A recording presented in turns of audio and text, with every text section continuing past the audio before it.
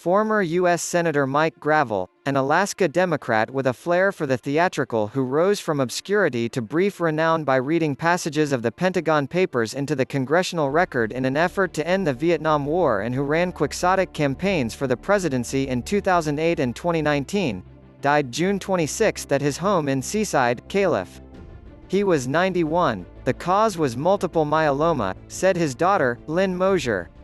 Born into a working-class Massachusetts family of French-Canadian immigrants, Mr. gruh-VELL, pronounced gruh-VELL, was drawn to politics at a young age but sensed that he would be hindered by his lack of connections and polish. After graduating from college, he set out for Alaska in 1956, 3 years before it became a state, hoping to find greater political opportunities in a place with no entrenched establishment.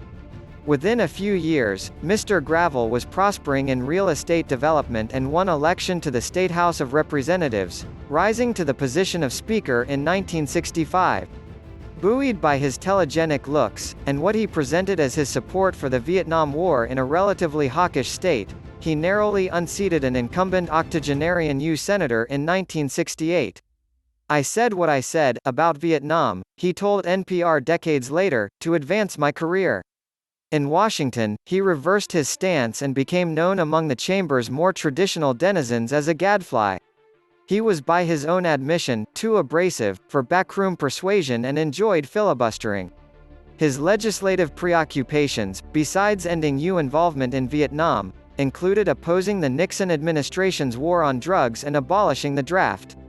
Mr. gruh-VELL was a freshman senator in June 1971 when he decided to read the Pentagon Papers, a 7,000-page secret government history of the war in Vietnam, into the record.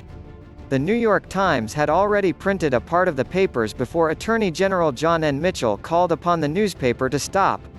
The Times initially refused but soon agreed to obey a temporary restraining order by a federal court.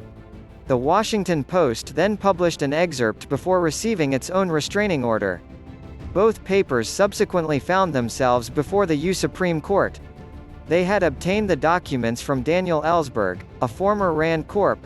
Military analyst who had worked on the study and become convinced that White House and Pentagon officials were misleading the public about the disastrous reality on the ground in Vietnam. Ellsberg also tried to leak the papers to liberal members of Congress.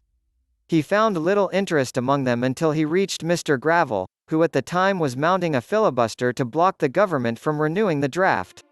As he recounted in his 2008 memoir, A Political Odyssey, The Rise of American Militarism and One Man's Fight to Stop It, Mr. gruh-VELL realized that reading aloud the Pentagon Papers would fill time in his filibuster as well as reveal ugly details of the war.